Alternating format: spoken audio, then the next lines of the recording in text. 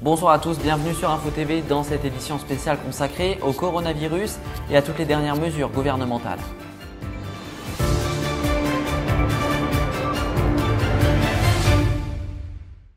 Cette fois-ci, nous n'avons pas eu le droit à l'allocution présidentielle traditionnelle, mais plutôt une allocution à la PQR, la presse quotidienne régionale, qui touche près de 43 millions de lecteurs, notamment les personnes les plus âgées, dans un contexte électoral, d'élections régionales ou un contexte présidentiel, avec notamment les personnes les plus âgées qui vont voter. Emmanuel Macron a réussi son pari en imposant son style et en annonçant plusieurs caps. Regardez, on vous a tout détaillé dans une infographie. Toutes les précisions sont bien évidemment à retrouver sur notre site web. Le lien est dans la description de la vidéo, infotvgroup.wixsite.com/infotv. Tout cela va commencer le 3 mai, c'est-à-dire lundi, avec toujours un couvre-feu à 19 h, toujours des lieux fermés. Par contre, une rentrée des classes avec une nouveauté. Tous les 4e et 3e de tout le pays seront en demi-jauge. Ça devait être le cas seulement pour 15 départements les plus touchés par l'épidémie. Là, c'est étendu nationalement. Vous pouvez le voir. Pour la seconde étape, tout cela va se passer avant le week-end de l'Ascension, ce grand week-end le 19 mai, avec l'ouverture des terrasses des cafés et des restaurants, avec un protocole et des jauges adaptés, 6 personnes maximum à table, réouverture des musées également, des cinémas et des théâtres avec des jauges. Et pour ce qui est par exemple des cinémas et des théâtres, ce sera assis. En ce qui concerne les salles de sport, les salons, les foires d'exposition, tout cela reste fermé. Les discothèques, ça reste fermé également. Et le télétravail ne sera pas assoupli. En revanche, toujours cette liberté de se déplacer, fin de la limite des 10-30 km. L'attestation en journée, c'est terminé. Le couvre-feu, lui, passera à 21 h. Abordons désormais le 3e palier, c'est le 9 juin, avec seulement ici des pistes suivant la situation sanitaire, avec, on va le voir, certains critères.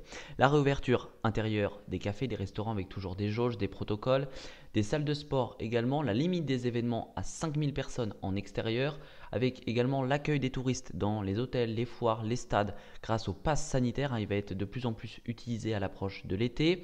Le télétravail pourra enfin être légèrement assoupli et le couvre-feu va être également assoupli avec seulement une attestation de sortie de 23 h à 6 h du matin. Voilà donc pour ce cap de 9 juin et ensuite le 30 juin, c'est-à-dire au début de l'été quasiment, la réouverture totale des lieux avec seulement des gestes barrières, plus de jauges adaptées, la limite des événements à 1000 personnes pour tout le monde en extérieur, pas forcément pour avoir le pass sanitaire, et la fin du couvre-feu.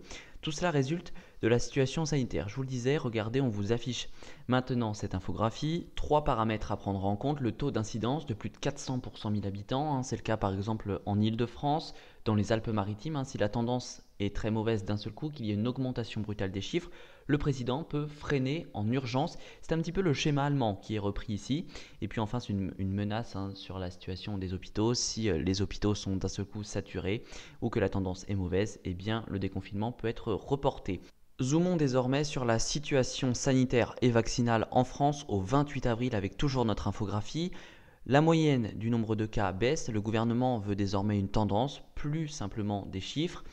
Le nombre dans les hospitalisations et dans les réanimations baisse également, l'augmentation diminue et le R0, c'est-à-dire la circulation du virus, est à -1 autour de 0,89, c'est-à-dire que l'épidémie régresse. La vaccination se poursuit avec également une ouverture car il y a beaucoup plus de doses, notamment beaucoup de Pfizer qui va être réceptionné, avec l'ouverture désormais pour les personnes en surpoids de plus de 18 ans. Les personnes obèses pourront désormais se faire vacciner dès le 1er avril. Enfin, une information de dernière minute qui nous est arrivée aux alentours de 16 h 30. D'après l'ARS de Nouvelle-Aquitaine, le variant indien serait présent sur le sol français dans le Lot-et-Garonne. Un cas a été détecté, un autre cas est détecté à Bordeaux d'après les premiers relevés épidémiques. Il faut savoir que tous nos pays voisins étaient aussi touchés par ce variant, ce n'était plus une Ainsi va surprise. l'actualité, merci de nous avoir suivis. Toute l'actualité se poursuit sur nos plateformes en temps réel, désormais également sur TikTok.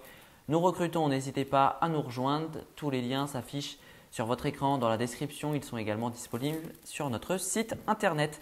Très bon week-end.